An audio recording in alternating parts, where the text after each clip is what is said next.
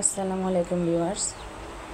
এখানে আমি কড়াইতে কিছু তেল দিয়েছি, এরপরে এখানে দিলাম রসুন পেস্ট। এগুলো দিয়ে একটু রসুনটা ভাজা ভাজা করে নেব। এরপর এখন দিয়ে দিলাম আমি পেঁয়াজ কুচি, টমেটো কুচি, কাঁচামরিচ কুচি।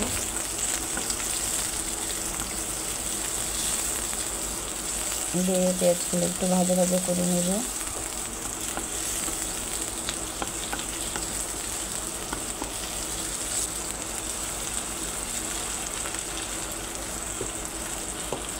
আমার পেঁয়াজগুলো ভাজা ভাজা হয়ে আসছে।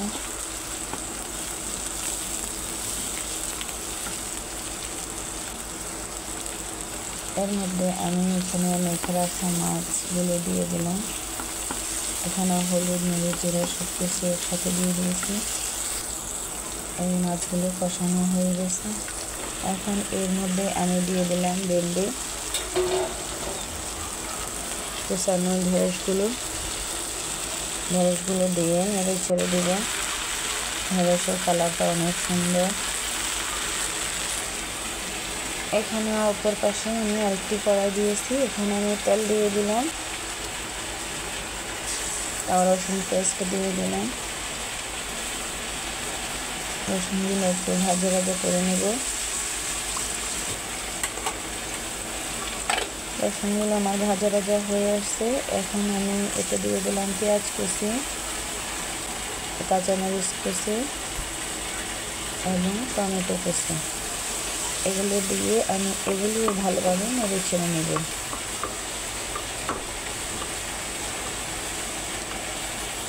এরপর আমি এখানে আবার দিয়ে দিলাম মেখে রাখা মাছগুলো দিয়ে দিলাম। এখানে হলুদ, মরিচ, জিরা, লবণ সব কিছু দিয়ে মেখে রাখছিলাম। এই যে আমার মাছগুলো কষানো হয়ে গেছে। এখন আমি কেটে রাখা কুমড়োগুলো দিয়ে দিলাম, কাঁচা কুমড়ো।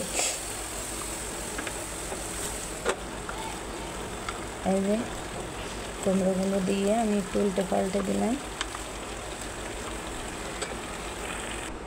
এদিকে আমার ভেন্ডিগুলো মোটামুটি হাফ সিদ্ধ হয়ে আসছে, কালারটা একটু চেঞ্জ হয়ে আসছে। দেখতে পাচ্ছেন আমার কুমড়োটা বলক এসে গেছে, এখনও পুরোপুরি সিদ্ধ হয়নি।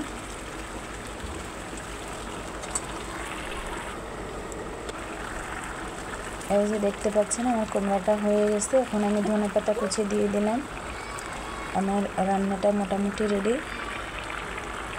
দেখতে কেমন হয়েছে জানাবেন। আল্লাহ হাফেজ।